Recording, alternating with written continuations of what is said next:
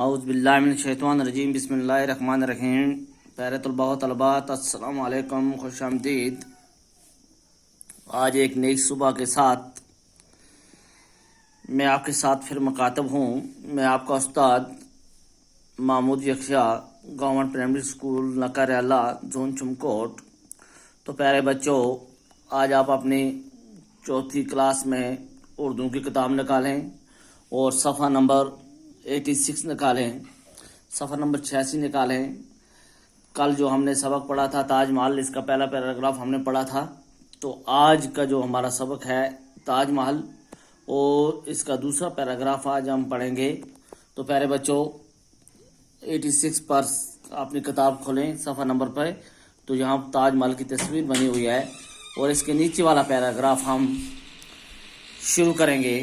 تو پیارے بچوں آپ شروع کریں سبق۔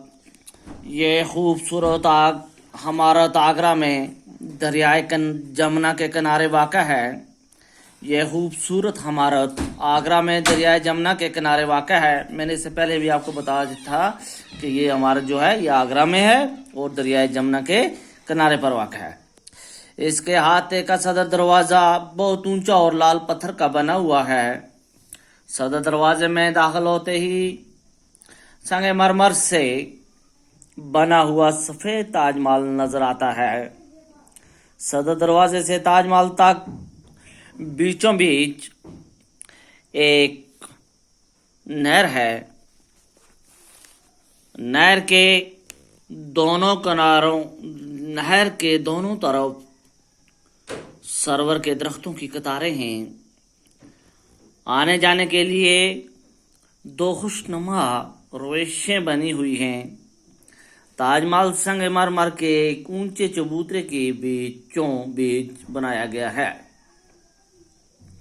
چبوترے کے چاروں کونوں پر خوبصورت گول اور بلند مینار ہیں۔ میناروں میں سیڑھیاں بھی ہیں۔ تاج محل کا صدر دروازہ کافی اونچا ہے اور دروازے کے دونوں طرف عربی میں آیتیں لکھی ہوئی ہیں۔ ان میں کمال یہ ہے کہ نیچے لکھے ہوئے حروف جتنے موٹے نظر آتے ہیں اتنے ہی موٹے اوپر لکھے ہوئے حروف دکھائی دیتے ہیں۔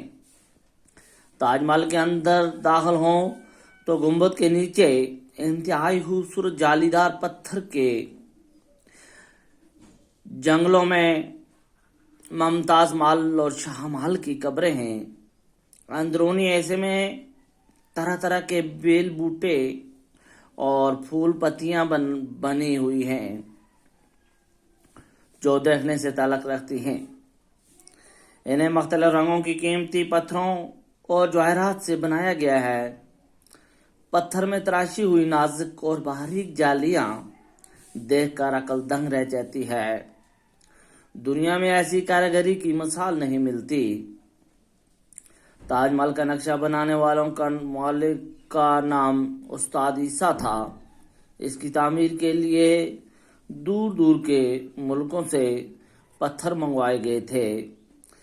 20,000 کاریگروں کی لگاتار محنت سے 22 برسوں میں یہ عمارت تیار ہوئی اور کہتے ہیں کہ اس کی تعمیر پر اس زمانے میں کئی کروڑ روپے خرچ ہوئے ہیں۔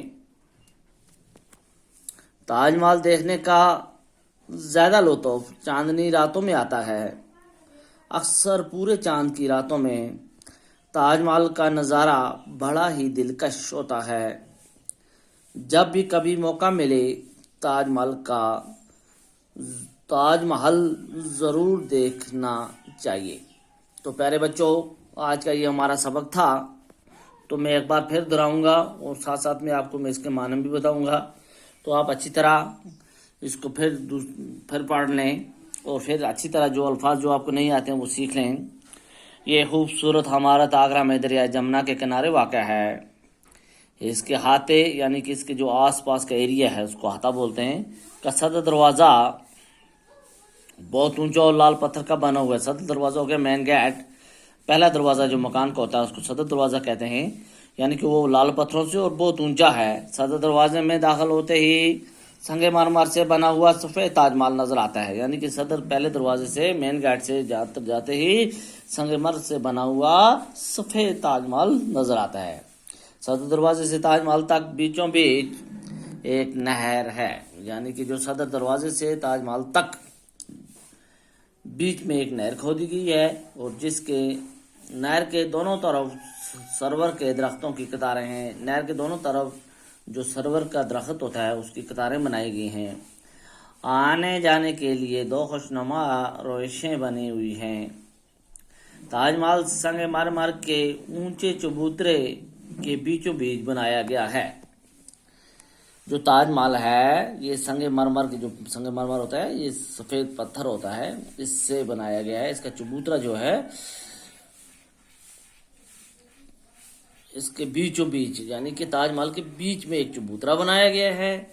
चबूतरे के चारों कोनों पर खूबसूरत गोल और बुलंद मीनार बनाए, बुलंद हो गया बहुत ऊंचे और गोल हो गया बिल्कुल गोल सर्कल की तरह मीनार बनाए गए हैं और बहुत ऊंचे हैं।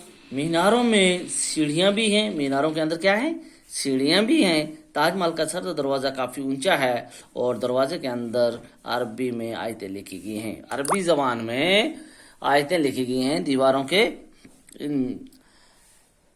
दरवाजे की दोनों तरफ क्या लिखी गई हैं? अरबी में आयतें लिखी गई हैं। इसमें कमाल ये है कि नीचे लिखे हुए हरूफ जितने मोटे नजर आते हैं इतने ही मोटे ऊपर लिखे हुए हरूफ ही दिखाई देते हैं। यानी कि इनमें यह कमाल है कि जो नीचे लिखे हुए हरूफ हैं वो इतने ही मोटे नजर आते हैं जितने ऊपर वाले हरूफ नजर आते हैं।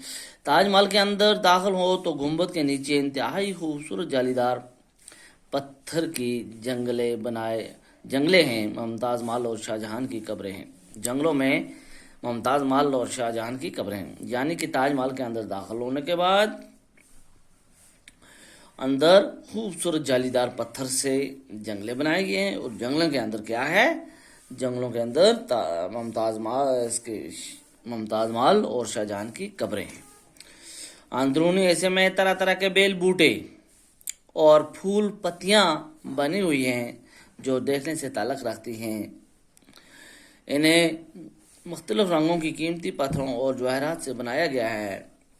पत्थर में तराशी हुई नाजुक और बारीक जालियां देख कर अक्ल दंग रह जाती है। यानी कि जो पत्थर में तराशी हुई हैं, यानी कि जो पत्थर में बनाई गई छोटी छोटी बेल बूटे और पत्तियां जो बनाई गई हैं उनको देखकर इंसानी बिल्कुल बारीक और नाजुक बनाई गई हैं जिनको देखकर इंसान का अक्ल दंग रह जाता है। यानी कि इंसान परेशान हो जाता है कि किस तरीके से ये बनाई गई हैं। दुनिया में ऐसी कारीगरी की मिसाल नहीं, पूरी दुनिया में ऐसी कारीगरी की मिसाल नहीं मिलती।